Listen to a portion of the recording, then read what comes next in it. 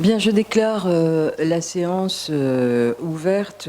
Je salue les membres du Conseil, les représentants des services, le représentant des services, les secrétaires généraux et adjoints. Dans le contexte sanitaire de pandémie, le Premier ministre a reporté l'installation des conseillers municipaux élus lors du scrutin du 15 mars dernier. Je fais tout à l'envers parce que je n'ai pas fait l'appel. Je suis un peu dérouté, comme tout le monde, avec c'est la première fois qu'on a aussi peu de... Bien, on reprend. Et tout faux. Je vais d'abord faire l'appel avant de vous lire le reste. Donc, Monsieur Delrieux. Présent. Alors, Madame Cornaille est absente et m'a donné procuration. Monsieur Marc Mancel est absent et donne procuration à Madame Lopez. Madame Chantal Bouillet est absente, donne procuration à Monsieur Jean-Pierre Delrieux. Monsieur Daniel Leroux est absent. Il est là? Très bien. Il est présent. Madame Diane Bidouillet est absente et donne procuration à Monsieur Jean-Pierre Delrieux. Madame Françoise Suvet est absente et donne procuration à Monsieur Marc Zézel. Monsieur Dominique Simonet, présent. Madame Anne-Christine Chimanti. Monsieur Marc Zézel. Madame Van Riesvik est absente. Monsieur Nicolas Vignol, il est absent. Madame Marie-Noëlle Lopez. Monsieur Deric. Présent. Je vais vous chercher, vous êtes là. Madame Liliane Condomi est absente et donne procuration à Madame Janine Bajon. Madame Jannick Bajon. Madame Lorraine Cassagne est absente et donne procuration à Madame Bajon. Monsieur Patrick Sens est absent. Monsieur Henri Willemont. Présent. Madame Christine Bellet est absente et donne procuration à Monsieur Deric. Monsieur Kali Moussou est absent. Monsieur Christophe Chevillon, absent, et donne procuration à Monsieur Dominique Simonet. Madame Martine Lagneau. Monsieur Christophe Aubled est absent. Madame Sam Kaji, absente. Madame Valérie Larocque, absente, donne procuration à Monsieur Marc Zézel. Monsieur Pierre Ferbanc, absent, donne procuration à Madame Lagneau. Monsieur Marc Deschamps est absent. Monsieur Christophe Delessert est absent et donne procuration à Madame Chimanti. Madame Karine Destour est absente. Alors là, on a un problème. Et donne procuration à Monsieur Simonet. Donc Monsieur... Ben si, il en a deux. Tout va bien. Madame O'Connor est absente et donne procuration à Madame Chimanti. Monsieur Alexandre Machefoul est absent et m'a donné procuration. Madame Germaine Newedou est absente et donne procuration à Madame Kaizé. Madame Charlène Soerip. Monsieur Mathieu Wanema est absent et donne procuration à Madame Dinaret. Madame Annie Kaizé. Monsieur André Wameau est absent. Monsieur Jean-Claude Briot, absent pour l'instant, mais il doit arriver, me semble. Madame Isabelle Lafleur. Monsieur Jonas Taoufi-Fenois est absent. Monsieur Gaël Yano est absent. Madame Marie-Jo Barbier-Pantoni est absente et donne procuration à Monsieur Charles-Éric. Monsieur Charles-Éric. Monsieur Philippe Blaise est absent et donne procuration à Madame Isabelle Lafleur. Madame Félicia Ballanger. Madame Sonia Baquès est absente et donne procuration à Monsieur Jean-Claude Briot, qui va arriver. Madame Dominique Corfanti est absente. Monsieur Angelo Pito est absent et donne procuration à Monsieur Willemont. Madame Dinaret. Madame Mireille Lévy est absente et donne procuration à Madame Isabelle Lafleur. Monsieur Nadrian est absent et Madame Paul Gargon est absente et donne procuration à Madame Félicia Ballanger. Bien, le quorum est atteint. Donc, dans le contexte sanitaire de pandémie, le Premier ministre a reporté l'installation des conseillers municipaux élus lors du scrutin du 15 mars dernier. Cette mesure a été confirmée par le Haut-Commissaire de la République en Nouvelle-Calédonie. La loi numéro 2020-290 du 23 mars 2020 a reporté la prise de fonction des conseillers municipaux élus au premier tour à une date ultérieure. Ainsi, le conseil municipal est maintenu dans ses fonctions jusqu'à l'installation du nouveau Conseil. La prise de fonction sera fixée par ordonnance, adoptée en Conseil des ministres et devra intervenir au plus tard en juin. Dans ce cadre, vos mandats de représentation au sein des organismes extérieurs sont maintenus.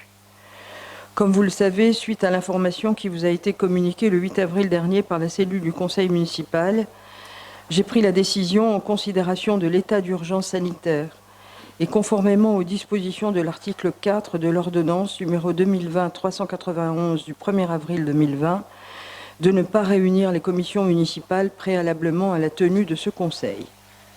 Les éléments d'information relatifs au dossier ont toutefois été transmis aux membres des commissions destinataires des projets de délibération.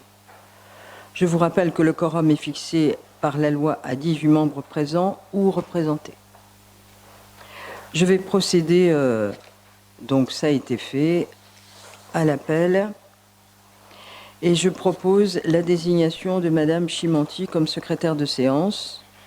Et je vous informe que Monsieur Christophe Chevillon, par courrier en date du 17 avril, me fait part de sa démission du groupe Calédonie Ensemble au sein du conseil municipal. Donc nous allons maintenant passer à l'examen des dossiers inscrits à l'ordre du jour. Je vous propose de prendre en premier point de l'ordre du jour de cette séance la note explicative de synthèse 2020-17 qui est relative au maintien des délégations du conseil municipal attribuées au maire. Et je vais passer la parole à Monsieur Romain Perrault, secrétaire général, pour donner lecture de la note explicative de synthèse. Merci Madame le maire. Conformément à la délibération numéro 2014-518 du 14 avril 2014, modifiée ensuite lors de la séance du 21 décembre 2015, le conseil municipal a délégué au maire et pour la durée de son mandat les attributions suivantes. Arrêter et modifier les affectations des propriétés communales utilisées par les services publics municipaux. De fixer dans les limites déterminées par le conseil municipal les tarifs des droits de voirie, de stationnement, de dépôt temporaire sur les voies et autres lieux publics et d'une manière générale des droits prévus au profit de la commune qui n'ont pas un caractère fiscal. De procéder dans les limites fixées par le conseil municipal à la réalisation des emprunts destinés au financement des investissements prévus par le budget et aux opérations financières utiles à la gestion des emprunts, y compris les opérations de couverture des risques de taux et de change, ainsi que de prendre les décisions de dérogation à l'obligation de dépôt des fonds auprès de l'État dans les conditions définies aux articles L 1618-1, L 1618-2 et L 2221-5-1 du CGCT et de passer à cet effet les actes nécessaires. De prendre toute décision concernant la préparation, la passation, l'exécution et le règlement des marchés de travaux, de fournitures et de services, et de leurs avenants éventuels qui peuvent être réglementairement passés de gré à gré en raison de leur montant lorsque les crédits sont prévus au budget. De décider de la conclusion et de la révision du louage de choses pour une durée n'excédant pas 12 ans. De passer les contrats d'assurance. De créer les régies comptables nécessaires au fonctionnement des services municipaux. De prononcer la délivrance et la reprise des concessions dans les cimetières. D'accepter les dons et legs qui ne sont grevés ni de conditions ni de charges. De décider l'aliénation de gré à gré de biens mobiliers jusqu'à 545 760 francs CFP. De fixer les rémunérations et de régler les frais et honoraires des avocats, notaires, avoués, huissiers de justice et experts. De fixer, dans les limites de l'estimation des services fiscaux, le montant des offres de la commune à notifier aux expropriés et de répondre à leurs demandes. De décider de la création de classes dans les établissements d'enseignement. De fixer les reprises d'alignement en application d'un document d'urbanisme, d'intenter au nom de la commune les actions en justice ou de défendre la commune dans les actions intentées contre elle, dans les cas définis par le conseil municipal, de régler les conséquences dommageables des accidents dans lesquels sont impliqués des véhicules municipaux dans la limite fixée par le conseil municipal, dans les communes dotées d'un document d'urbanisme approuvé et sauf délibération contraire du conseil municipal, d'instruire et de délivrer en agissant au nom de la commune les autorisations et les actes relatifs aux constructions, aux aménagements et aux démolitions dans les conditions fixées par la réglementation applicable localement. D'exercer au nom de la commune et sans préjudice des droits de préemption de la Nouvelle-Calédonie et des provinces, les droits de préemption définis par les règlements d'urbanisme. De réaliser les lignes de trésorerie sur la base d'un montant maximum autorisé par le conseil municipal. En principe, cette délégation au maire des attributions du conseil municipal prend fin lors de l'installation de la nouvelle assemblée. Or, d'une part, conformément à l'article 19 de la loi 2020-290 du 23 mars 2020 d'urgence pour faire face à l'épidémie de Covid-19, les conseillers municipaux en exercice avant le premier tour conservent leur mandat jusqu'à l'entrée en fonction des conseillers municipaux élus lors du scrutin du 15 mars dernier. D'autre part, selon l'article 1er de l'ordonnance numéro 2020-391 du 1er avril 2020 visant à assurer la continuité du fonctionnement des institutions locales et de l'exercice des compétences des collectivités territoriales et des établissements publics locaux afin de faire face à l'épidémie de Covid-19, le maire exerce, par délégation, les attributions mentionnées à l'article L. 122-20 du Code des communes de la Nouvelle-Calédonie, à l'exception du point numéro 3. Il informe sans délai et par tout moyen les conseillers municipaux des décisions prises dans ce cadre. La question du maintien de tout ou partie de cette délégation doit ensuite être portée à l'ordre du jour de la première réunion du conseil municipal qui suit l'entrée en vigueur de l'ordonnance. Dans ce cadre, et afin d'assurer la continuité du fonctionnement de la commune, il vous est proposé de maintenir les délégations accordées au maire par la délibération 2014-518 du 14 avril 2014 modifiée, à l'exception du point 3 de l'article L. 122-20 du Code des communes de la Nouvelle-Calédonie, jusqu'à l'installation des conseillers municipaux élus au premier tour le 15 mars dernier. Les délégations de tout ou partie de ces matières aux adjoints au maire et aux conseillers municipaux, ainsi qu'au secrétaire général, aux secrétaires généraux adjoints et aux responsables de services communaux sont également maintenues. Tel est l'objet du projet de délibération ci-joint que j'ai l'honneur de soumettre à votre approbation. Bien, je vous remercie, Monsieur le Secrétaire général. Donc, on est dans une situation tout à fait particulière qui nous oblige, par les lois liées au Covid, de fixer à nouveau les délégations prises par le maire. Il est bien entendu que le nouveau conseil municipal, une fois qu'il sera installé, aura effectivement à revenir sur ce maintien des délégations du conseil municipal. Dans la discussion générale, y a-t-il des observations? Il n'y a pas d'observation, il n'y a pas d'opposition. La délibération est donc adoptée. Donc nous allons maintenant prendre le deuxième dossier de ce conseil qui est la note explicative de synthèse 2020-18. Ah, je signale l'arrivée de Monsieur Boyot. Il est bien là. Relative à une prorogation du délai de réalisation des conditions suspensives de la promesse synalagmatique de vente de parcelles communales consentie au profit de la SAS Promo First dans le cadre de la mise en valeur immobilière de l'île Roland, section centre-ville. Chacun se souvient que cette promesse avait été étendue jusqu'au 30 avril de cette année, mais étant entendu que le contexte est si particulier, à la fois ici mais en métropole, si le plan de financement a été validé par les promoteurs, il n'empêche que la décision finale prise par les banques en métropole n'est pas encore parvenue aux promoteurs, et donc on doit prolonger encore de 6 mois au vu de la situation en particulier en métropole, de façon à se sécuriser sur la construction de ce futur investissement dans la ville d'importance. Donc c'est la raison pour laquelle il est important de prolonger cette promesse de 6 mois. Donc, Monsieur Zézel, vous allez nous faire la lecture de la note explicative de synthèse, s'il vous plaît. Au terme de la délibération numéro 2015-1089 du 31 août 2015, le Conseil municipal a autorisé la passation d'une convention portant promesse synalagmatique de vente de 3 lots municipaux formant le Carré Roland, 6 sections centre-ville, au profit de la SAS Promo First, sous réserve de la réalisation de conditions suspensives qui, une fois remplies, permettraient la réitération de la vente par acte authentique. L'ensemble de ces conditions suspensives devait initialement être réalisé dans le délai de 28 mois à compter de la date de signature de la promesse synalagmatique de vente, la réitération de la vente par acte authentique devant ainsi intervenir au plus tard le 15 mars 2018. Au terme de 3 avenants autorisés par délibération du Conseil municipal numéro 2018-109, 2018-1008 et 2019-785 en date respectivement des 21 février 2018, 20 décembre 2018 et 13 septembre 2019, la durée de validité de la promesse synalagmatique a été prorogée jusqu'au 30 avril 2020, date à laquelle la réitération de l'acte authentique doit intervenir sous peine de caducité de l'acte. Par courrier en date du 31 mars 2020, la SAS Promo First a informé la ville de Nouméa qu'en raison de la crise sanitaire mondiale en cours, aucune réponse définitive des banques et notamment des groupes métropolitains faisant partie du pool bancaire ne leur est parvenue et que par conséquent, la garantie bancaire d'achèvement du programme global de construction, dernière condition suspensive restant à réaliser, ne pourrait intervenir avant la date de validité du contrat. La SAS Promo First sollicite donc une nouvelle prolongation du délai lui permettant d'obtenir la dite garantie bancaire d'achèvement, condition suspensive stipulée dans l'intérêt des deux parties et inhérente à la vente en dation. Par conséquent, il est proposé au Conseil municipal d'autoriser une nouvelle prorogation du délai de réalisation des conditions suspensives contenues dans la promesse synalagmatique de vente consentie au profit de la SAS Promo First d'une durée de 6 mois, repoussant ainsi la date de réitération de la vente par acte identique au 30 octobre 2020. Les modalités techniques et financières relatives à la vente en dation restant, quant à elles, inchangées. Tel est l'objet du projet de délibération 6 juin que j'ai l'honneur de soumettre à votre approbation.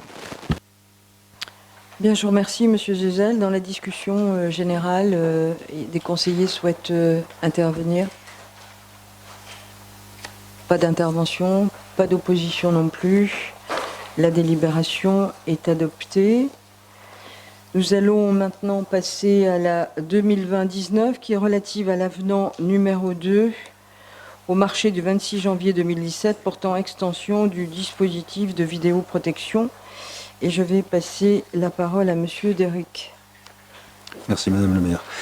Dans le cadre de la sécurisation de la ville de Nouméa par un dispositif de vidéoprotection, un marché a été contracté le 26 janvier 2017 avec la société Indéo pour une extension du dispositif par l'implantation de 24 caméras supplémentaires. La majorité des caméras prévues ont pu être mises en service fin 2017, début 2018. Toutefois, l'implantation et la mise en service définitive de 6 caméras de ce lot se sont heurtées à des difficultés techniques diverses qui ont retardé le calendrier initial globalisé, de façon plus incapacitante concernant 3 caméras pour lesquelles la finalisation n'a été effective qu'au second semestre 2019. Ces aléas sont la résultante de contraintes techniques complexes relatives à l'implantation géographique précise des caméras, telle l'existence d'une zone d'exclusion aérienne imposée par la direction de l'aviation civile, l'harmonisation indispensable du calendrier avec les travaux de voirie de l'important chantier du Néobus et le programme de travaux routiers de la province sud, propriétaire du foncier sur 3 caméras. D'autre part, en cours d'exécution du marché, l'OPT a procédé à une révision de ses procédures, imposant une nouvelle production de plans qui ont été soumis de nouveau à validation, occasionnant un retard supplémentaire cumulé et des difficultés techniques de VRD et raccordement de certaines caméras au réseau EEC et OPT. Outre ces aléas techniques, une caméra implantée sur Caméré a été la proie de vandales qui l'ont incendiée par 2 fois avant même sa réception par le maître d'ouvrage, ce qui a eu pour conséquence la reproduction de toutes les demandes de validation OPT et EEC, différant d'autant la mise en service. La planification initiale de ce marché globalisé s'en étant trouvée fortement décalée, il convient de fait de se conformer à l'obligation dictée par la mise en cohérence du diagramme contenu dans les pièces techniques, avec le calendrier d'exécution des prestations par le titulaire du marché, le substituant ainsi par un diagramme actualisé. Il est donc proposé au conseil municipal d'habiliter le maire ou son représentant à passer un avenant numéro 2 au marché, numéro 2 98 218 2016 T140, portant extension du dispositif de vidéoprotection en date du 26 janvier 2017 pour l'actualisation du diagramme associé. Tel est l'objet du projet de délibération 6 juin que j'ai l'honneur de soumettre à votre approbation. Merci, Monsieur Derrick. Dans la discussion générale sur cette extension du dispositif de vidéoprotection, des interventions? Il n'y en a pas. Des oppositions? Il n'y en a pas non plus. La délibération est adoptée. Et donc, nous allons prendre la 2020-20 qui est relative à une modification de la délibération du Conseil municipal numéro 2019-412 du 28 mai 2019 portant attribution de véhicules de fonction. Et je vais passer la parole au secrétaire général adjoint, Monsieur Ludovic Lombard. Merci Madame le maire. Par délibération numéro 2019-411 et 2019-412 du 28 mai 2019, le conseil municipal a fixé les conditions d'utilisation des véhicules municipaux et des véhicules des agents dans l'exercice de leurs fonctions et a attribué des véhicules de fonction secrétaire général, secrétaire généraux adjoints, directeur, directeur adjoint, directeur chef de cabinet et responsable de la communication. Madame Sabrina Marlier a été nommée directrice des ressources humaines à compter du 14 avril 2020. Madame Géraldine Bourgoin sera nommée directrice des services d'incendie et de secours à compter du 1er juin 2020. Il convient donc de modifier la délibération numéro 2019-412 du 28 mai 2019 pour intégrer ces nouvelles nominations. Il est proposé au Conseil municipal de modifier l'article 1er de la délibération du Conseil municipal numéro 2019-412 du 28 mai 2019 attribuant des véhicules de fonction. Tel est l'objet du projet de délibération 6 juin que j'ai l'honneur de soumettre à votre approbation. Je vous remercie. Dans la discussion générale, des observations? Il n'y en a pas. Des oppositions? Il n'y en a pas non plus. La délibération est adoptée. Nous allons prendre maintenant la 2020-21. Elle est relative à la réalisation d'emprunts pour le financement d'opérations d'investissement de l'année 2020. Et je vais passer la parole à Madame Anne-Christine Chimanti. Merci Madame le maire. Alors, par délibération modifiée numéro 2014-518 du 14 avril 2014, le conseil municipal a délégué au maire pour la durée du mandat certaines de ses attributions conformément à l'article L122-20 du Code des communes de Nouvelle-Calédonie, dont notamment celle procéder dans les limites fixées par le conseil municipal à la réalisation des emprunts destinés au financement des investissements prévus par le budget et aux opérations financières utiles à la gestion des emprunts, y compris les opérations de couverture des risques de taux et de change, ainsi que de prendre les décisions de dérogation à l'obligation de dépôt des fonds auprès de l'État dans les conditions définies aux articles L1610-1, L1618-2 et L 2221-5-1 du Code général des collectivités territoriales de passer à cet effet les actes nécessaires. Or, l'ordonnance numéro 2020-391 du 1er avril 2020 relative au fonctionnement des assemblées délibérantes pendant l'état d'urgence sanitaire du Covid-19 a transféré une grande partie de leurs pouvoirs aux maires et présidents d'intercommunalités, sauf la réalisation de nouveaux emprunts destinés au financement des investissements prévus par le budget qui nécessitera une délibération du conseil municipal. Ainsi, pour l'année 2020, il est proposé de financer par emprunt les opérations d'investissement telles que prévues et votées au budget primitif 2020 d'un montant global de 5 164 909 528 dans le plan de financement est récapitulé en annexe nécessitant un recours à l'emprunt à hauteur de 1 889 384 784. Il est donc proposé au conseil municipal d'autoriser la réalisation d'emprunts pour un montant maximum de 1 889 384 684 d'une part, et d'habiliter le maire ou son représentant à signer les contrats de prêt correspondants d'autre part. Tel est l'objet des projets. Merci Madame Chimanti. Dans la discussion générale, des interventions? Pas d'intervention, pas d'opposition. Madame Caizé. Merci Madame le maire. Je voudrais juste poser une question. Oui. Aujourd'hui, si j'ai bien compris, c'est qu'on n'a plus de fonds de trésorerie. Est-ce que c'est parce que c'est dû au fait qu'on n'a pas reçu de la part de la province ou... Enfin, j'essaie de comprendre pourquoi en fait on a besoin de justement cette trésorerie. J'ai bien compris que c'est pour lancer les investissements 2020. Enfin, en tout cas, la cause du manque de trésorerie. Voilà, si j'ai... Ok. Un manque de trésorerie. On va vous répondre. Si vous lisez votre document avec beaucoup d'attention, je ne demande pas que vous l'ayez fait. Je reprends. Pour l'année 2020, il est proposé de financer par emprunt les opérations d'investissement telles que prévues et votées au budget primitif 2020. Alors c'est vrai que vous n'avez pas voté le budget, vous avez voté contre. Mais dans le budget, il y avait cet emprunt d'1,8 milliard pour financer les opérations d'investissement. Donc le Covid-19 étant passé par là, d'habitude quand on vote un budget ici, on le vote avec un emprunt. Donc quand on vote et on est favorable au budget, on a voté l'emprunt. Aujourd'hui, il y a des dispositions particulières qui ont été prises avec cette fameuse ordonnance où le nouveau conseil n'est pas réuni, c'est l'ancien qui continue à siéger avant que le nouveau conseil se mette en place. Et donc il y a des dispositions particulières. Et dans ces dispositions particulières, il faut revenir devant le conseil pour habiliter le maire à faire cet emprunt. C'est tout. Merci. D'accord.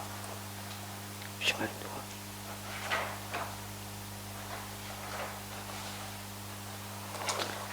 Très bien. Qui d'autre souhaite intervenir? Personne? La délibération est donc, il n'y a pas d'opposition. La délibération est donc adoptée. Donc nous avons bien 2 délibérations. Donc je propose de prendre la première délibération qui autorise la réalisation d'emprunts pour le financement d'opérations d'investissement du budget primitif de l'année 2020. Dans la discussion générale, il me semble que nous l'avons eu. Pas d'observation, pas d'opposition non plus. La délibération est adoptée. Nous prenons la deuxième délibération qui autorise la réalisation d'emprunts pour le financement d'opérations d'investissement du budget annexe primitif de la distribution d'eau potable de l'année 2020. Dans la discussion générale, y a-t-il des observations? Il n'y a pas d'observation, il n'y a pas d'opposition. La délibération est donc adoptée. Donc nous allons poursuivre, Madame Chimanti, avec la 2020-22. Elle est relative à l'attribution de subventions à 3 associations exerçant des missions de service public de radiodiffusion au titre de l'année 2020. Allons-y. Pour l'année 2020, la ville de Nouméa entend renouveler son soutien aux associations exploitant une antenne de radiodiffusion pour la promotion des animations culturelles, sportives, sociales organisées par la commune auprès de ses administrés et qui assurent des missions de service public. Dans cette perspective, il est proposé au conseil municipal d'attribuer d'une part une subvention à chacune des associations suivantes. Association Culture et Loisirs pour le fonctionnement de Radio Rythme Bleu, 25 millions. Comprenant l'avance d'un montant de 10 millions attribué par délibération du conseil municipal du 17 décembre 2019. Association d'MBA Communication pour le fonctionnement de Radio Océane FM, 10 millions. Comprenant l'avance exceptionnelle d'un montant de 3 millions versé par mandat administratif le 26 mars 2020. Association Les Éditions Populaires pour le fonctionnement de Radio Jido, 567 000 francs. Et d'habiliter le maire ou son représentant à signer les conventions correspondantes d'autre part. Bien, je vous remercie, Madame Chimanti. Dans la discussion générale, y a-t-il des interventions sur ces subventions aux radios? Pas d'intervention, pas d'opposition non plus. Là, il y a 3 délibérations. Donc, je vous propose de prendre la première qui attribue une subvention à l'association Culture et Loisirs pour le fonctionnement de Radio Rythme Bleu au titre de l'année 2020. Il n'y a pas d'opposition, donc la délibération est adoptée. Nous prenons la deuxième délibération attribuant une subvention à l'association d'MBA Communication pour le fonctionnement de Radio Océane au titre de l'année 2020. Pas d'opposition non plus, la délibération est adoptée. Et nous prenons la troisième délibération attribuant une subvention à l'association Les Éditions Populaires pour le fonctionnement de Radio Jido au titre de l'année 2020. Pas d'opposition non plus, la délibération est adoptée. Donc nous allons prendre la 2020-23, elle est relative à l'attribution de subventions à divers groupements et associations à caractère culturel pour l'année 2020. De même que les délibérations, je voudrais juste ajouter quelque chose, que les délibérations que vous venez de prendre concernant les 3 radios et celles qui viennent, c'est-à-dire que là, ce sont des subventions que nous donnons au monde culturel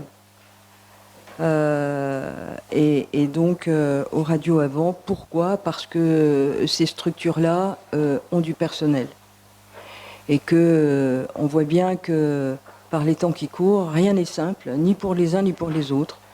Et que si on n'avait pas inscrit ça à ce conseil municipal de ce soir, alors on aurait mis autant les structures culturelles dans des situations extrêmement compliquées, et il en va de même pour les radios.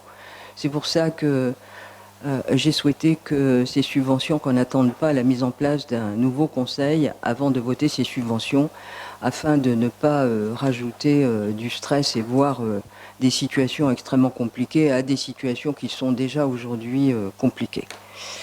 Donc je vais passer la parole à Marc-Olivier Verger, secrétaire général adjoint, pour nous faire la lecture des notes explicatives de synthèse. Merci. Merci Madame le maire. Donc animé par la volonté constante de s'appuyer sur les valeurs de la culture pour asseoir le renforcement de la cohésion sociale, la ville de Nouméa poursuit son programme de développement et de diversification des pratiques culturelles au profit de tous les publics. Chaque année, un volet de subvention qui s'élève pour l'année 2020 à un montant de 123 284 000 francs est ainsi alloué aux associations qui participent activement à la vie de la cité et dont les missions visent à favoriser la découverte artistique et culturelle pour tous. Pour une meilleure gestion du budget communal et en accord avec les associations, certaines subventions ont été réduites de 2%. Ces associations supportant des charges salariales, leur présentation au conseil municipal est urgente afin de participer au maintien de leur trésorerie et leur permettre aussi ainsi d'honorer les salaires de leurs collaborateurs. La liste des subventions est détaillée dans le tableau ci annexé. 7 d'entre elles revêtent un caractère spécifique et font l'objet de conventions d'objectifs. L'association Théâtre de Lille, donc l'association porte des missions visant à organiser la diffusion et la confrontation des formes artistiques, participer à une action de développement culturel favorisant de nouveaux comportements à l'égard de la création et s'affirmer comme structure de production artistique. La ville, qui souhaite favoriser la découverte artistique et culturelle pour tous, propose de verser une subvention de 37 240 000 francs pour la promotion de la saison artistique par la diffusion de spectacles internationaux et locaux pouvant convenir à un public varié.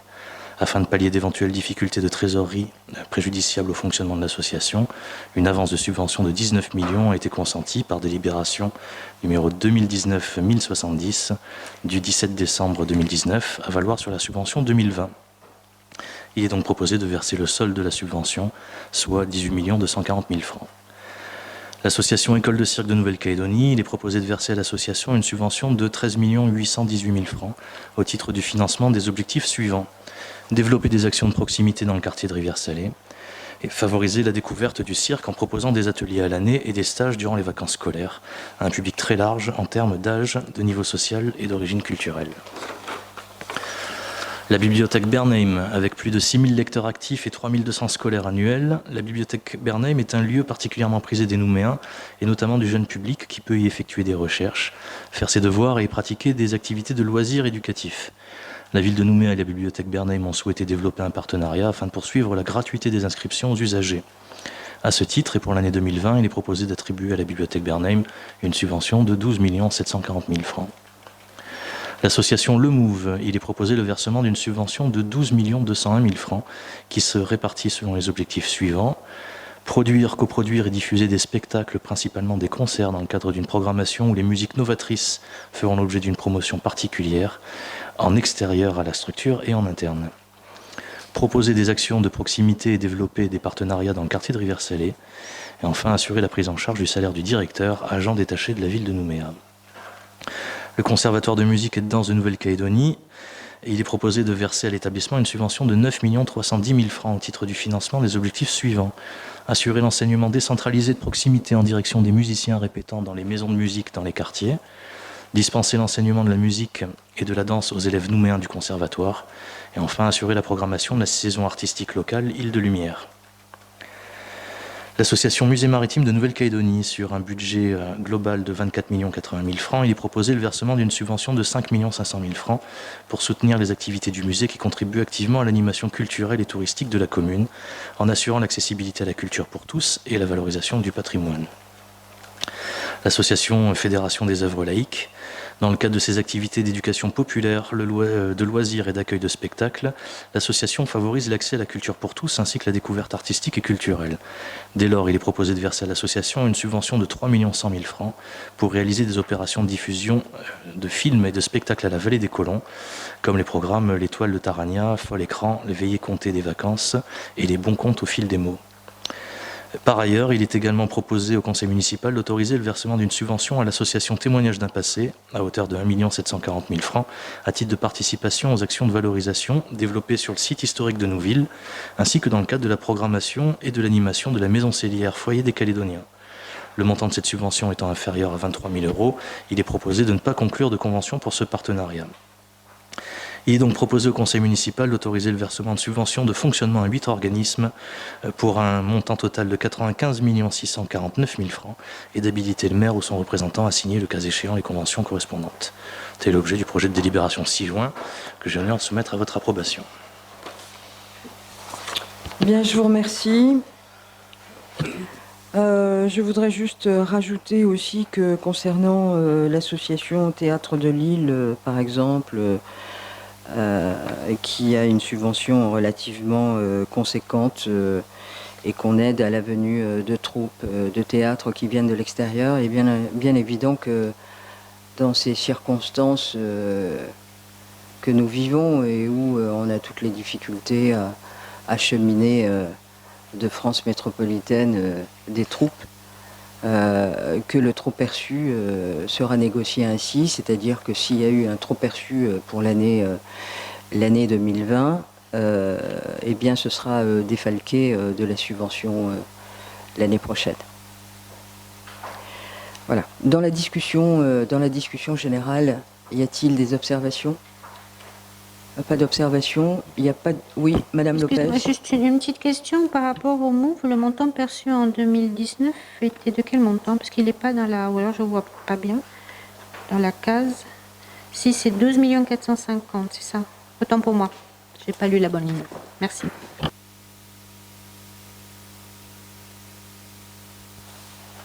Pas d'opposition non plus. Les délibérations, mais on en a plusieurs, effectivement. Il y en a 6. D'accord. 8.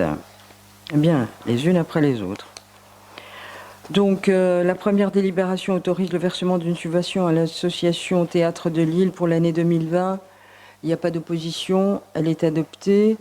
La deuxième autorise le versement d'une subvention à l'association École de Cirque de Nouvelle-Calédonie. Dans la discussion, il n'y a pas d'opposition non plus. Et pas de discussion, la délibération est adoptée. La troisième délibération autorise le versement d'une subvention à la bibliothèque Bernheim pour l'année 2020. Pas d'opposition, la délibération est adoptée. La quatrième délibération autorise le versement d'une subvention à l'association Le Move pour l'année 2020. Là encore, pas d'opposition, la délibération est adoptée. Nous prenons la cinquième délibération qui autorise le versement d'une subvention au Conservatoire de musique et de danse de la Nouvelle-Calédonie pour l'année 2020. Pas d'opposition. Délibération adoptée. Nous prenons la sixième délibération qui autorise le versement d'une subvention à l'association Musée maritime de la Nouvelle-Calédonie pour l'année 2020. Pas d'opposition. Donc délibération adoptée. La septième délibération, elle autorise le versement d'une subvention à l'association Fédération des œuvres laïques, autrement dit la FOL, pour l'année 2020. Pas d'opposition là non plus. La délibération est adoptée. Et la huitième délibération, elle autorise le versement d'une subvention à l'association Témoignages d'un passé, la TUP, pour l'année 2020. Pas d'opposition. La délibération est adoptée. Donc nous allons prendre maintenant la délibération 2020-24. Elle est relative à la signature d'une convention avec la direction diocésaine de l'école catholique, la DEC, concernant la participation communale aux frais de fonctionnement des classes élémentaires privées sous contrat d'association au titre de l'année 2020. Et je vais passer la parole à Monsieur Delrieux. Merci Madame le maire.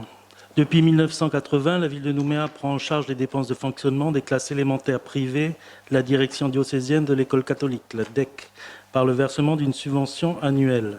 Suite à la signature du contrat d'association conclu le 22 juin 2007 entre l'État et la DEC, la ville de Nouméa a signé le 11 décembre 2008 une convention avec la DEC relative à la participation communale aux frais de fonctionnement des classes élémentaires sous contrat d'association. Cette participation est calculée annuellement sur la base du coût moyen d'un élève constaté dans les écoles élémentaires publiques, multiplié par le nombre d'élèves constatés dans les écoles élémentaires privées. Les modalités de versement de cette subvention, d'un montant de 88 millions de francs CFP au titre de l'année 2020, sont les suivantes. Un premier versement au cours du premier semestre d'un montant forfaitaire de 40 millions de francs. Un deuxième versement au cours du troisième trimestre d'un montant forfaitaire de 40 millions de francs. Le solde au plus tard, à la fin du quatrième trimestre 2020, calculé sur la base du compte administratif de la ville de Nouméa de l'année 2019 et des effectifs de la DEC de l'année 2020 validés par le vice-rectorat.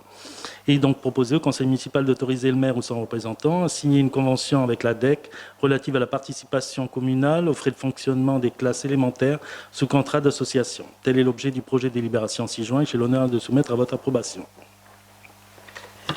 Merci, Monsieur Delrieux. Dans la discussion générale, y a-t-il des observations? Il n'y en a pas. Des oppositions? Il n'y en a pas non plus. La délibération est adoptée. Nous prenons la 2020-24, elle est relative à la signature d'une convention. C'est ce qu'on vient de faire, excusez-moi. C'est la 2020-25 qui est relative à un ajustement organisationnel de la direction de la police municipale. Et je vais passer la parole à Monsieur Deric. Merci Madame le maire. Par délibération numéro 2017-1030 du 12 décembre 2017, la direction de la police municipale DPM a été partiellement réorganisée. Au sein du pôle opérationnel de cette direction, l'unité de sécurité d'intervention, USI, regroupe 6 brigades de roulement chargées des patrouilles de sécurisation et des interventions sur le territoire communal 24 heures sur 24 et 7 jours sur 7, ainsi que la brigade canine. Afin d'assurer une plus grande continuité dans la chaîne de commandement des agents de l'USI, il est proposé de créer un deuxième poste d'adjoint dans chaque brigade de cette unité à l'exclusion de la brigade canine. Cette modification se ferait par la transformation de 6 postes de gardiens au sein même de ces brigades en postes de gradé, adjoint au chef de brigade, et ne concernerait pas la brigade canine qui fonctionne en régime hebdomadaire décalé et n'est composée actuellement que de 3 agents. L'objectif de cet ajustement est de permettre un meilleur suivi hiérarchique opérationnel. En effet, les brigades de l'USI sont composées de 9 agents et sont scindées en plusieurs groupes pour les patrouilles. La création d'un deuxième poste d'adjoint permettrait aux responsables de brigade d'être plus régulièrement présents dans chaque patrouille et de renforcer ainsi l'encadrement opérationnel. Il est donc proposé de transformer 6 postes de gardiens catégorie C au sein des brigades de l'USI, à l'exclusion de la brigade canine, en 6 postes de gradé adjoints au chef de brigade de catégorie B. L'objectif global de la DPM, aujourd'hui fixé L'effectif global de la DPM, aujourd'hui fixé à 171 agents, resterait inchangé. L'incidence budgétaire de cette mesure s'élèverait à un montant annuel de 1 800 000 CFP. Tel est l'objet du projet de délibération ci-joint que j'ai l'honneur de soumettre à votre approbation. Merci Monsieur Deric. Dans la discussion générale, quelqu'un souhaite intervenir? Pas d'intervention, pas d'opposition non plus. La délibération est adoptée. Nous passons à la 2020-26. Elle est relative à une modification de la délibération autorisant la signature de conventions de formation dans le cadre du plan de formation professionnelle continue du personnel de la ville de Nouméa et des sapeurs-pompiers volontaires pour l'année 2020. Et je vais passer la parole au secrétaire général adjoint, Monsieur Lombard. Merci Madame le maire. Par délibération numéro 2020-139 du 27 février 2020, le conseil municipal a, comme chaque année, délibéré sur le plan de formation professionnelle continue du personnel municipal, ainsi que sur celui des élus et des sapeurs-pompiers volontaires. Il a ainsi été autorisé, le maire, à signer les conventions de formation pour ces différents publics. Toutefois, il convient désormais d'inclure dans ce plan la formation des jeunes volontaires que la ville de Nouméa envisage de recruter dans le cadre du service civique, dispositif créé par la loi du numéro 2010-241 du 10 mars 2010 et qui permet à des jeunes entre 16 et 25 ans d'effectuer un contrat de volontariat dans l'un des 9 domaines d'intervention reconnus prioritaires pour la nation: culture et loisirs, développement international et action humanitaire, éducation pour tous, environnement, intervention d'urgence, mémoire et citoyenneté, santé, solidarité, sport. Les futurs volontaires du service civique sont proposés aux collectivités d'accueil par la mission d'insertion des jeunes. La ville de Nouméa a sollicité l'agrément lui permettant de développer ce dispositif au sein de ses services. À cet effet, elle prendra à sa charge l'organisation de la formation civique et citoyenne des jeunes volontaires ainsi qu'une formation au premier secours, PSC1. Il est précisé que cette opération est effectuée à enveloppe constante dans la mesure où l'État verse à la ville une participation financière compensatoire. Il est donc proposé au conseil municipal de modifier la délibération numéro 2020-139 du 27 février 2020 afin d'autoriser le maire ou son représentant à signer les conventions de formation des volontaires recrutés dans le cadre du dispositif service civique dans les limites financières établies dans le plan de formation initialement adopté. Tel est l'objet du projet de délibération ci-joint que j'ai l'honneur de soumettre à votre approbation. Je vous remercie, Monsieur Lombard. Dans la discussion générale sur ce plan de formation, pas d'observation, pas d'opposition. La délibération est adoptée.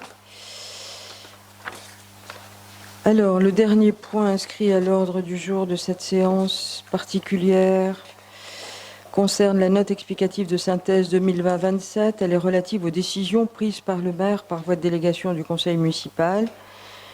Et ce rapport concerne les décisions prises par délégation du conseil municipal en vertu de la délibération 2014-518 du 14 avril 2014 pour la période du 1er janvier 2020 au 31 mars 2020. Dans la discussion générale, vous avez des remarques à formuler. J'imagine que je vais utiliser la formule consacrée. Vous l'avez tous lu. Et donc, aucune remarque à formuler, il n'y a pas d'opposition. Ah, oui, allez-y. Madame le maire. Pour le point 9, là, pour le montant, pour je veux dire la ligne de trésorerie d'un montant maximal de 1 milliard, ça a un rapport avec les 1,8 milliard qu'on a voté au début, ou c'est vraiment une ligne de trésorerie en plus, c'est une ligne de trésorerie en plus pour les opérations courantes de l'année. C'est ça? Monsieur Vulon, sur la ligne de trésorerie, oui, c'est bien ça. expliquez tout. C'est une ligne de trésorerie pour nos besoins courants qui est hors cadre emprunt. Vous n'êtes pas sans ignorer, Madame Lagneau, que la Nouvelle-Calédonie nous verse pas seulement à la commune de Nouméa, mais à l'ensemble des communes, avec un certain retard qui ne date pas d'hier. Et que pour pouvoir assumer, on est de temps en temps obligé de lever des lignes de trésorerie. Hélas,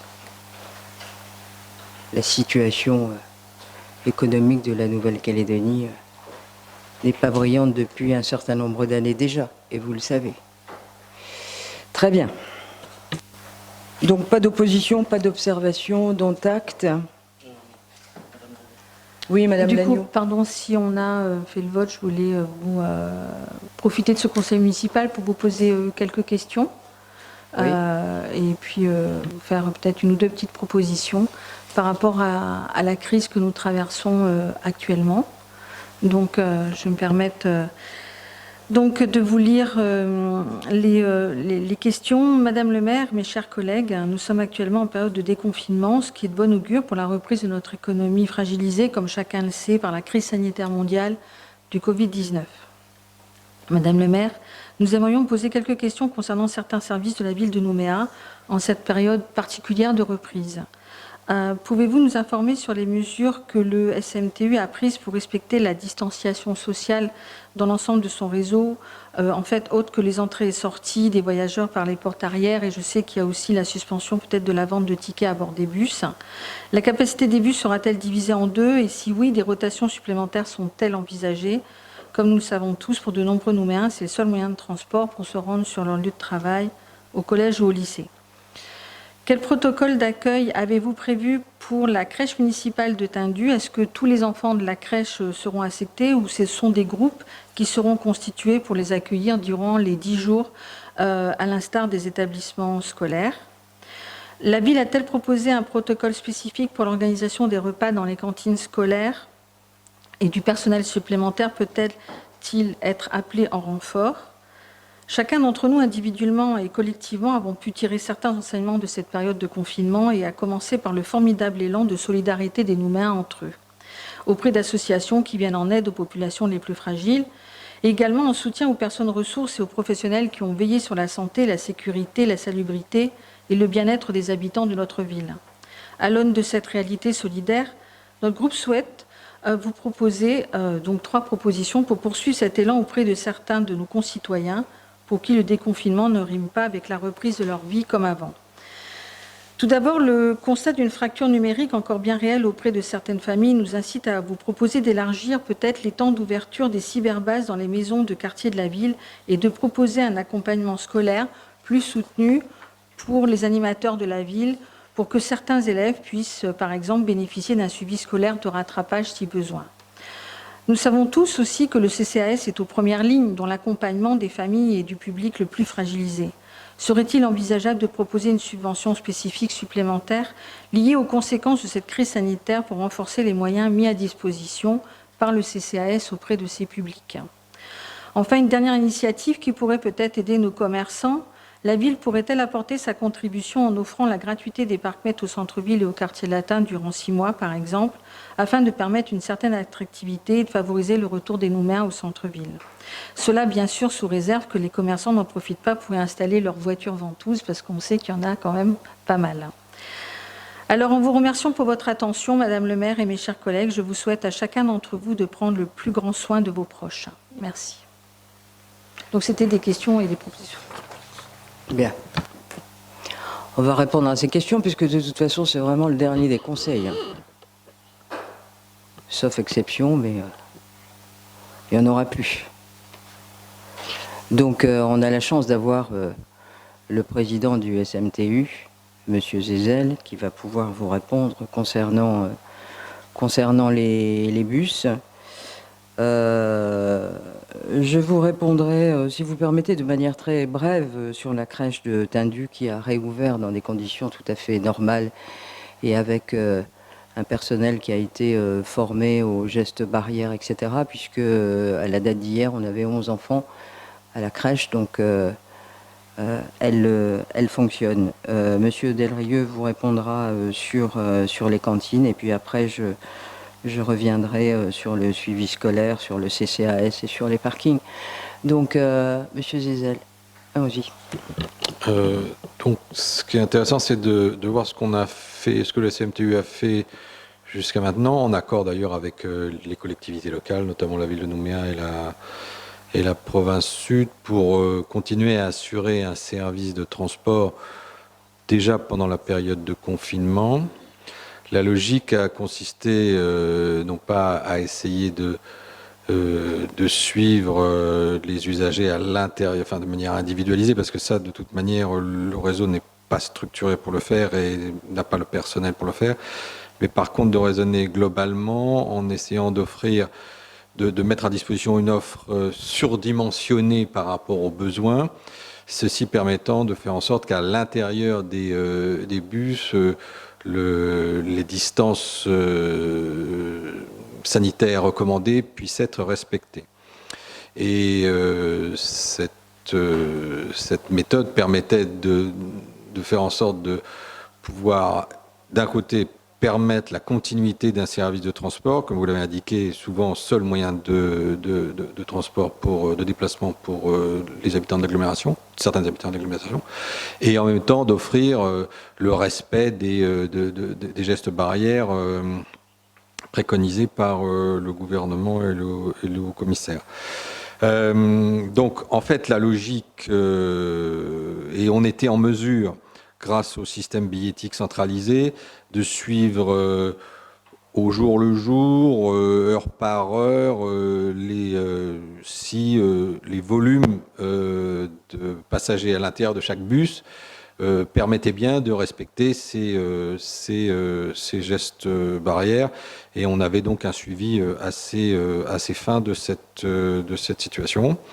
Donc là, on se retrouve dans une situation un peu différente, mais on va essayer d'appliquer la même logique, à savoir d'avoir le maximum d'offres possibles pour permettre un usage le plus en adéquation possible avec les recommandations. Sachant que nous avons eu, tous les transporteurs terrestres, aériens, maritimes ont eu une réunion avec la DAS en fin de semaine dernière, visant à chercher à définir les modalités permettant la reprise de l'activité de transport, tout en respectant les contraintes qui sont celles de la période de confinement aménagé. C'est ça la formulation consacrée.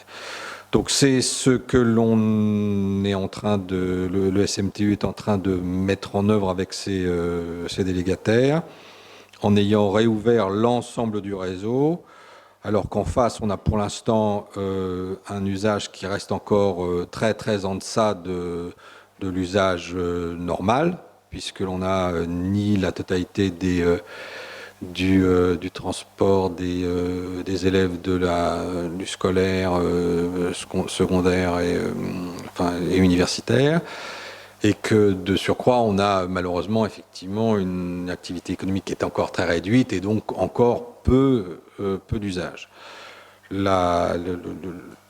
Donc on va continuer à faire comme on a fait pendant la période de confinement, c'est-à-dire suivre au jour le jour l'usage ligne par ligne, heure par heure, et le cas échéant, effectivement, si jamais il s'avérait que dans les jours qui viennent, l'offre était peut-être insuffisante sur certains endroits à certaines heures de pointe, sur certaines zones, on pourra éventuellement envisager de rajouter des services supplémentaires. C'est d'ailleurs ce que l'on avait fait à certains moments, mais de manière très, j'allais dire, anecdotique pendant la période de confinement, suite à ce suivi statistique très précis.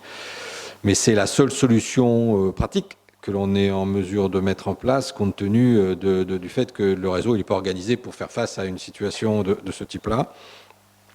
Ce que l'on doit espérer, c'est que la situation sanitaire s'améliorant, les mesures de distanciation étant levées, on pourra revenir à un fonctionnement normal, parce que sinon, on serait obligé de rationner l'offre de transport, et ça serait au détriment de tous ces gens qui, comme vous l'avez dit, n'ont pas d'autre moyen de se déplacer. Bien, je vous remercie, Monsieur Zézel, Monsieur Delrieux, pour ce qui concerne les cantines, le suivi scolaire. Oui, alors pour les cantines, bon, nous avons évidemment suivi les consignes du gouvernement, à savoir, bon, le personnel est doté de masques, de liquides, etc. En fait, tout ce qu'il faut pour la désinfection des locaux et puis le lavage des mains des enfants. Pour ce qui concerne le personnel, puisque c'était votre question, donc nous avons actuellement 550 personnels. Donc c'est l'effectif que nous avons habituellement, avec en plus une brigade de remplaçants. Puisque là, sur cette semaine et la semaine prochaine, les effectifs vont être réduits de moitié. Donc nous allons avoir un personnel pour 7 en maternelle, pour 7 enfants en maternelle, et un pour 12 en école primaire. Donc on verra comment ça se passe, en sachant qu'éventuellement il y aura aussi un certain nombre d'absents, puisqu'il y a des parents qui ne souhaitent pas envoyer leur enfant à l'école. En fait, du moins, ce sont les remontées que l'on a pour l'instant. Pour ce qui concerne le suivi scolaire, bon, il y a déjà des structures qui sont mises en place, qui sont gérées par la province. Une structure Passe pour la réussite qui est donc financée par la province Sud, et une autre qui est le Greta, qui est financée par contrat d'agglo par la province, la commune et puis la Nouvelle-Calédonie. Donc, l'État plutôt. Donc, ces structures fonctionnent. Donc, ce sont des enfants qui sont identifiés et qui sont déjà en problème scolaire. Donc, je vais me rapprocher de la province pour voir ce qui est fait, peut-être pour intensifier les enfants, en fait, du moins voir plus spécifiquement les enfants qui en ont besoin. Mais il y a déjà des structures qui sont en place. Voilà, et à côté de ça, vous avez les études surveillées, donc qui sont autre chose, qui sont organisées par les enseignants eux-mêmes pour le soir. Bien, je vais vous répondre concernant le CCAS. Pendant les 3 semaines, voire le mois de confinement, le CCAS a travaillé tous les jours, a été au plus près des populations qui sont ciblées par le CCAS, en particulier des familles très défavorisées, mais aussi un public de seniors, avec des aides importantes qui ont été données concernant les bons alimentaires qui sont délivrés par le CCAS. On a dépassé très largement les 1800 qui ont été donnés dans cette période. Beaucoup d'activités n'ont pas pu voir le jour, bien évidemment, à cause du confinement. Donc c'est autant, je n'ai pas le chiffre en tête, mais c'est autant qui ont été répercutés et qui seront répercutés, bien évidemment, pour venir en aide. D'autre part, il y a la banque alimentaire qui a été créée. Et celle-là, elle a pour notion aujourd'hui ou pour objectif de regrouper tous les invendus ou avant les dates de péremption des grandes surfaces. C'est quelque chose qui fonctionne, c'est un organisme centralisateur avec plein de bonne volonté. Et aujourd'hui, on peut dire que les familles qui sont aujourd'hui dans une précarité extrême, eh bien, sont les personnes cibles de cette banque alimentaire. Et chacun fait son travail, que ce soit la Croix-Rouge, Saint-Vincent-de-Paul, ou voire les associations caritatives. Le CCAS n'est pas en dehors de ça. Et donc, ça fonctionne bien. Et ils ont été extrêmement présents et extrêmement, présents tous les jours et de manière tout à fait abordable par tout le monde. Voilà. Les personnes âgées en particulier ont été visitées, etc. Donc il y a eu une organisation de solidarité qui s'est mise en place et qui continue aujourd'hui avec ce service. Voilà, madame. A répondu à toutes vos questions. Et les parcs-mètres. La proposition pour les parcs-mètres. Monsieur Leroux.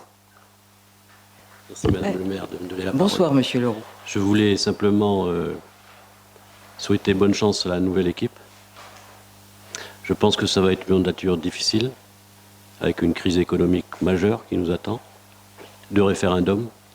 Donc bonne chance à tout le monde. Voilà ce que je voulais vous dire.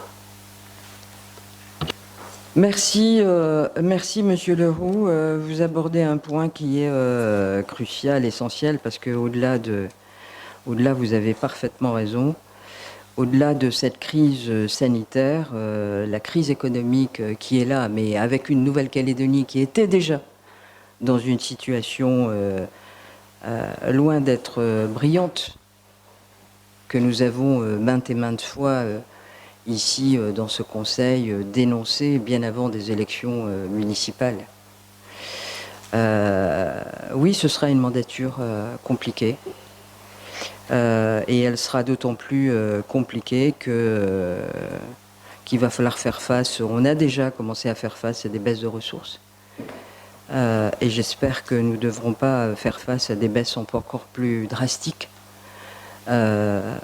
Parce que nous serions effectivement privés d'un certain nombre d'investissements qui va dans le sens de l'intérêt général. Donc on a bien conscience de ça. Donc merci pour vos encouragements. Voilà. Eh bien, bonne soirée aux uns et aux autres. Continuez à prendre toutes les précautions possibles pour vous et pour les autres. Si c'est Madame terminé, Lopez. quelle est votre réaction par rapport au parc-mètre qui est une réalité par rapport aux commerçants? Au parc-mètre, Est-ce que oui, c'est j'avais quelque oublié. chose qui est envisageable ou pas? Alors, dans les propos tenus par Madame Lagneau, elle a soulevé quelque chose d'important, qui est quand même aussi un peu le nœud du problème, parce qu'on a beau dire qu'il n'y a pas assez de parking dans la ville, c'est pas vrai, il y en a. Il faudrait que les commerçants eux-mêmes arrêtent de se garer devant leur magasin, et puis ce serait bien. Comment voulez-vous, sauf à ce que vous ayez une idée très précise sur la question, comment voulez-vous faire demain si il faut matérialiser un certain nombre de voitures ventouses? Il faut faire comment? Si jamais on se met à faire ça, alors ça va peut-être nous permettre de voir qu'il y a un certain nombre de commerçants qui se garent dans les rues. Après, vous savez combien rapporte, moi je ne dis pas qu'il faut mettre des contraventions à tout va. Quand on nous demande de faire des efforts, quand il y a un certain nombre d'événements comme le Black Friday, etc., on arrive quand même, on n'est quand même pas totalement stupide. Mais pour en revenir à la question qui était posée par Monsieur Leroux, qui me semble d'importance, vous savez combien rapportent les parcs-mètres dans la ville aujourd'hui? Est-ce que vous avez une idée? Non. Non. 9 millions par mois. Vous me direz que 9 millions, c'est pas beaucoup, hein? Voilà. Par mois? Ben oui, mais enfin, c'est pas beaucoup.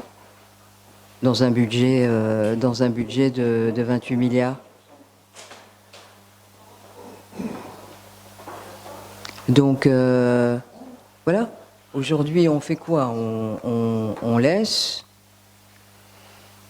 On dit on arrête tout pendant 6 mois. Voilà. Madame le maire, que ce soit clair, l'idée n'était pas du tout de polémiquer là-dessus, sur un dernier conseil sur des parkings. C'était juste non, mais dans moi, les accompagnements qu'on peut faire sur une période peut-être plus courte, simplement, pour pouvoir accompagner la dynamique commerciale. C'est tout. Il n'y a pas de souci là-dessus. Je comprends. Aujourd'hui, on en arrive à une dynamique commerciale en me parlant des parcs-mètres. Hier, pendant la campagne électorale, tout était à cause du maire, parce que la ville, il n'y avait plus personne. C'est fini la campagne. Hein. Non, mais voilà. Alors après, quand vous avez toutes les idées, pendant la campagne, avant la campagne, après la campagne, etc., etc. Enfin, il faut être raisonnable. Le commerce a besoin de travailler, je vous l'accorde, mais On va essayer de parier sur la solidarité un peu de tout le monde qui va faire travailler ou refaire travailler les commerces qui n'ont pas travaillé pendant plus d'un mois et dont la situation est assez catastrophique pour un certain nombre d'entre eux. Moi, je n'ai pas la solution miracle. Voilà. Elle n'était déjà pas miraculeuse avant et j'espère qu'elle le sera demain. Bonne soirée à tous. Merci beaucoup.